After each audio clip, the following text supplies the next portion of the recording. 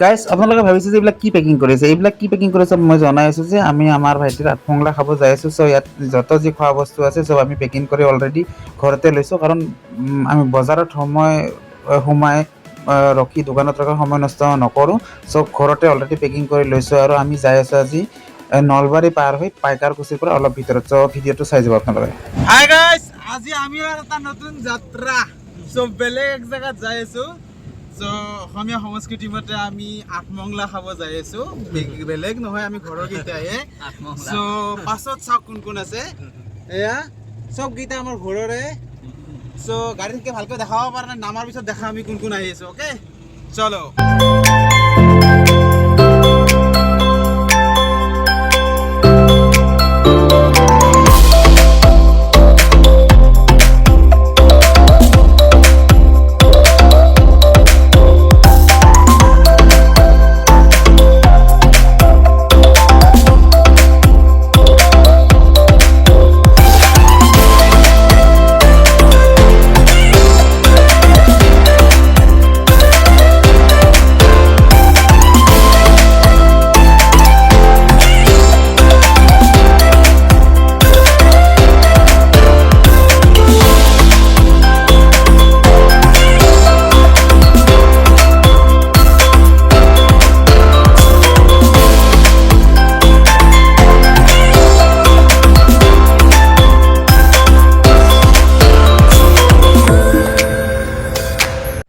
Guys finally আমি আমাৰ ভাইটিৰ সৰু ঘৰ আহি পালোঁ। এতিয়া আহি গাড়ীৰ পৰা আমি নামিলোঁ, যিবিলাক বস্তু আনিছোঁ সেইবিলাক চব লৈ কেনে আমি ঘৰত এণ্ট্ৰি কৰিলোঁ। এতিয়া কোনে কোনে আহিছোঁ ভালকৈ ভিডিঅ'ত চাই থাকক, কাৰণ গাড়ীত সেনেকৈ দেখাব পৰা নাছিলোঁ।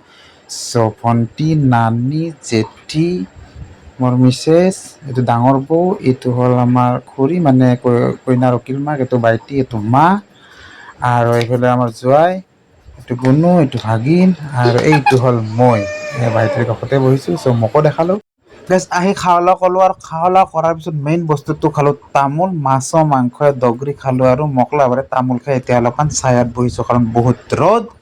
গাইজ এই ৰ'দত বাহিৰত আহি কেনে অলপ হাৱা লৈ আছোঁ বিচনী দি বিচি গাইজ।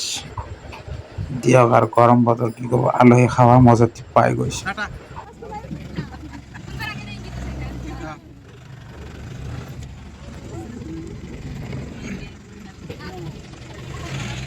গাইজ আমি চাহ নাস্তা মাছে মাংসই দগৰি খাই সিহঁতক টাটা বাই বাই দি আমাৰ কইনা আমি ঘৰৰ ফালে লৈ ৰাওনা হ'লোঁ। চ' এতিয়া বাজিছে মোটামুটি 4:30 5টামানে বাজিছে।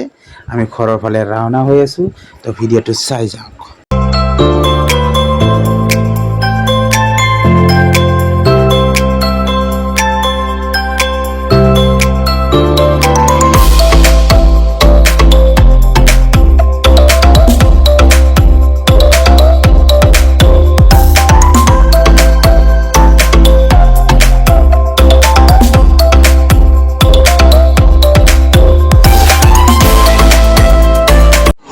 হাই গাইজ, মোৰ পাৰ্টনাৰ, ইনষ্টাগ্ৰামৰ পাৰ্টনাৰ, আজি লগ পালোঁ, ভাল লাগিল। বেচৰা ঠাণ্ডা লৈ আছে আমাৰ কাৰণে।